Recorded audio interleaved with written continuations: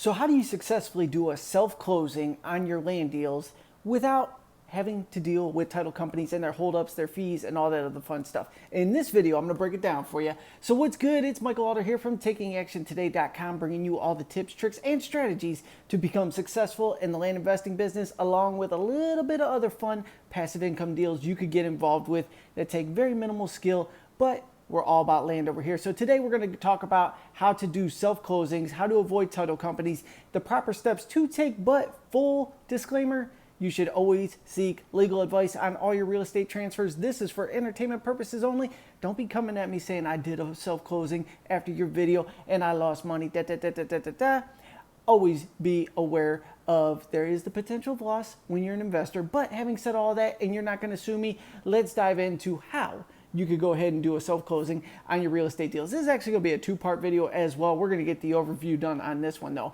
And I'm going to walk you through a New Mexico deal. Why? Because I do hundreds of deals in New Mexico. So it's going to be the easiest for me to relay step by step by step. And let's go with the scenario that we did a direct mail marketing campaign.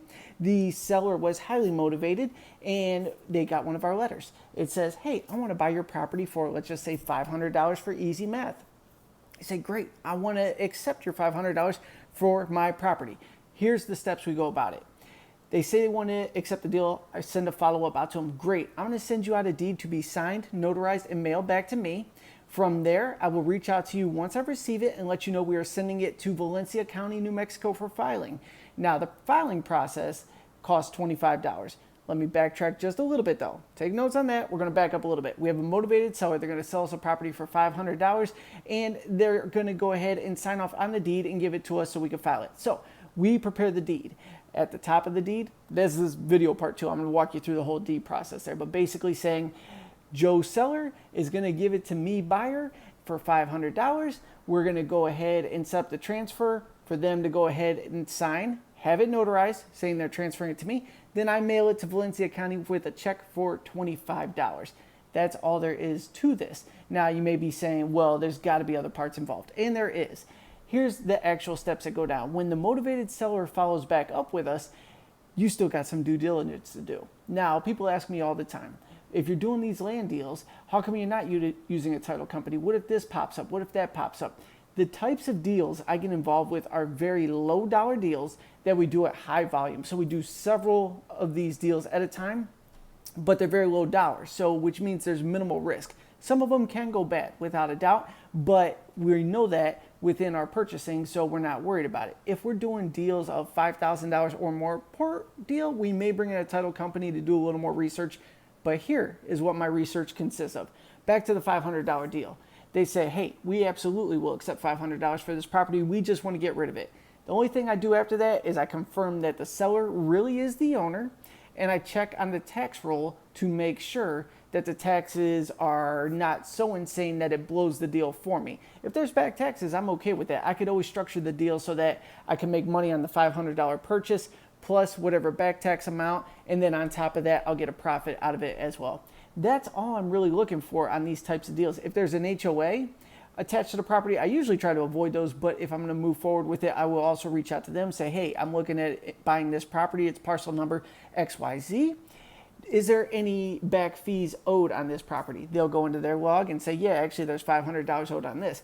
I don't like HOA deals because I think it eats into your profit too much, but that's basically the extent of my research that I'm doing on the properties that I go after. So, having said all that, once you've done all your research, you find that the taxes are okay, and you can still make money on it. You go ahead, prepare the deed, you send it out to the seller. They have to sign it and send it back to you. Nobody's getting a dime till this thing transfers. They mail it back to you, boom, you receive it, you hit the seller up. Hey, great news, I received the deed back from you today, signed, notarized, everything looks great, I truly appreciate it. It's going in the mail to get filed immediately. The second it transfers, there'll be a check in the mail out to you. I send it priority mail so I can send them a tracking number with it as well. Communication is key, but that's all there is to these self-closings. Now, once again, if you're new to this, you should absolutely at least bring an attorney to go ahead and prepare the deeds and file them for you on your first few deals. And ideally, just find an attorney in that county that'll do the transfer. So you don't have to have one right in your backyard that could deploy everything for you. you could just reach out to one in that neck of the woods. It'll typically cost you a couple $100. They'll drop the deed, they'll file it for you, the whole thing. But with that, you'll learn the process and you'll know things are on the up and up. Once you get comfortable, you know there's risk. But if you're making enough money and you're winning enough, a couple losses are not going to hurt you. There's losses in everything. So just go ahead and set yourself up to have more wins than losses. I'm okay with what I get involved with. Other people may structure their business differently, and that's fine.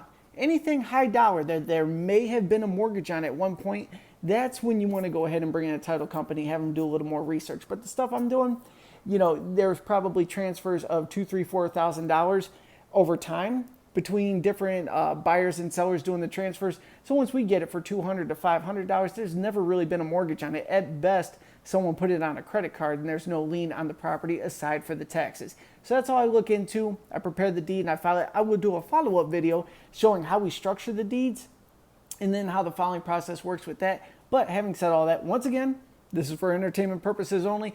And if you are interested in expanding your land investing business and you want to see exactly how we're doing this step by step, consider investing in the Land Flipping Formula video series. It's only $25. You can get that at myflippingformula.com. And on top of it, I send you a copy of Russell Brunson's book, .com Secrets, as a bonus. Link will be directly below this video. As always, I truly appreciate you tuning in. Thank you so much. Comment below with any questions. I'll see you in the next video.